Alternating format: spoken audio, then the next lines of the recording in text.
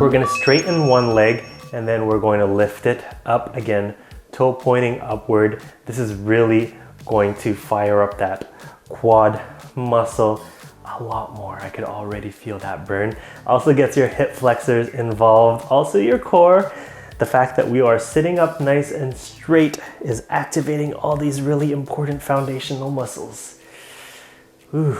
Again, controlling the movement up, controlling it down. Now, understand that controlling it downward is challenging. That's okay. Just do what you can. Just be safe, okay? If you can't lift it too high, that's no problem. Reduce the range of motion. This is still working, okay? All right, great job. Now we're gonna do the opposite leg. Leg straight. A little bit on the edge of your chair. Always be safe. Hold on to your chair, and then we're going to lift up. All right, let's go. Let's do this. Quad muscles are very important.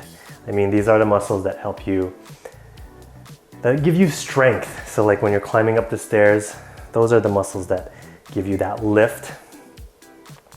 It also helps you protect your knees from essentially impact. So like when you're walking, jogging, jumping, the stronger the quads, the safer the knees. And that goes for pretty much every muscle in your legs.